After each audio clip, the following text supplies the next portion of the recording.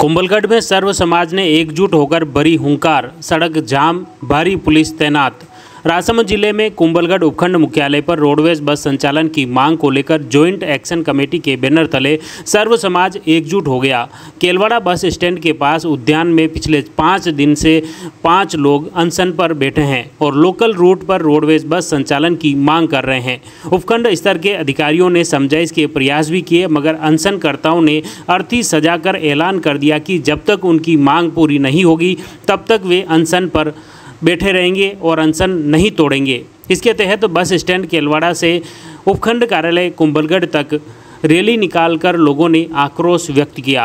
कानून एवं शांति व्यवस्था को लेकर कुंभलगढ़ पुलिस उप अधीक्षक ज्ञानेंद्र सिंह राठौड़ के निर्देशन व केलवाड़ा थाना प्रभारी विशाल गवारिया के नेतृत्व में विशेष पुलिस जाब्ता तैनात रहा। जी बबलू जी, सर आपसे निवेदन चाहते हैं कि आप क्या चाहते हैं, 2 शब्द कहें।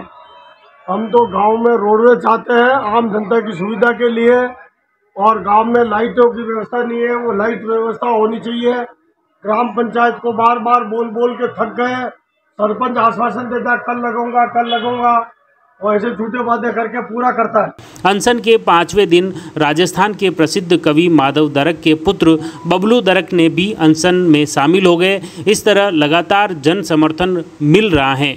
अब देखिए बस स्टैंड पर जनसभा में डॉक्टर राम मीणा क्या कुछ बोले। की बात हो गई, मुख्य बात पर आता हूं। साथियों, 5 दिन से हम लोग यहां आमरण अनशन पर हैं।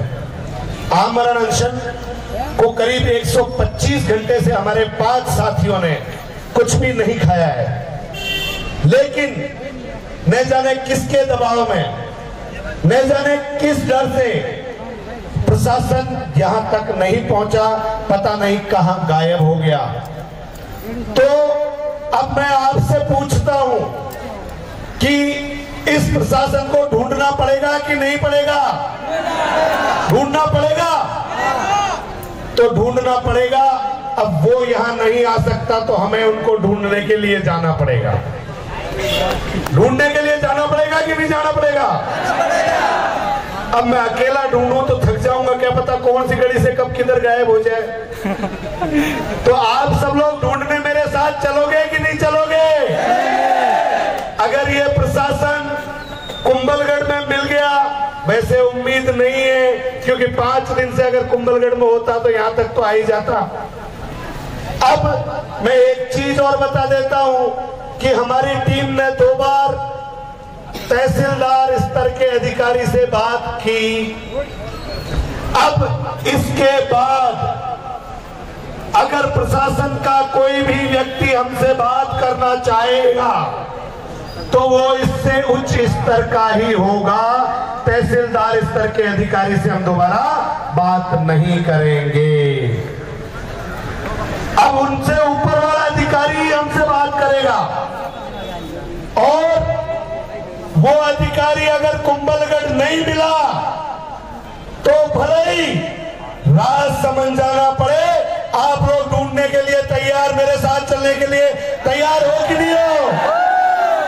बाहर से जो साथी खड़े ढूंढने के लिए तैयार हो कि नहीं हो?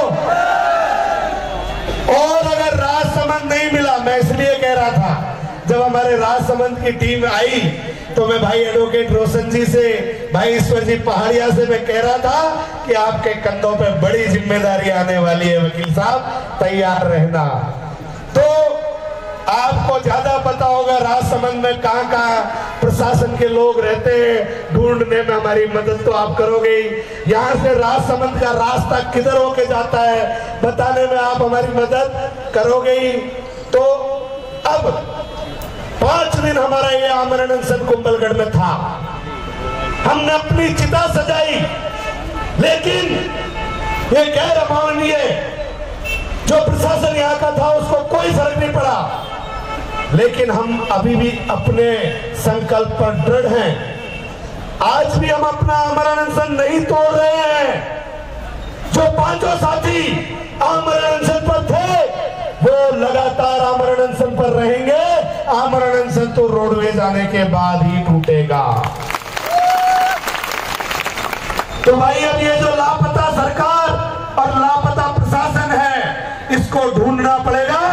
और अगर राजसमंद नहीं मिला तो जयपुर और दिल्ली तक भी जाना पड़ा तो हम लोग जाकर ढूंढेंगे, लेकिन रोडवेज जरूर लेकर आएंगे। अब बात ये थी कि हमने अपने हाथों से अपनी अर्थी सजाई और हमने कहा था कि या तो जाएंगे रोडवेज में जाएंगे या फिर अर्थी पर लेट कर जाएंगे, लेकिन अभी हम मरे भी नहीं तो अर्थी पे कैसे लेट जाए। मरे प्रशासन तो इंतजार में था,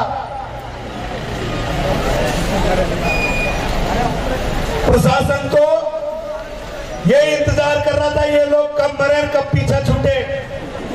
तो भाई इतनी जल्दी तो मरने वालों में से नहीं है, लेकिन क्या पता कब मौत आ जाए।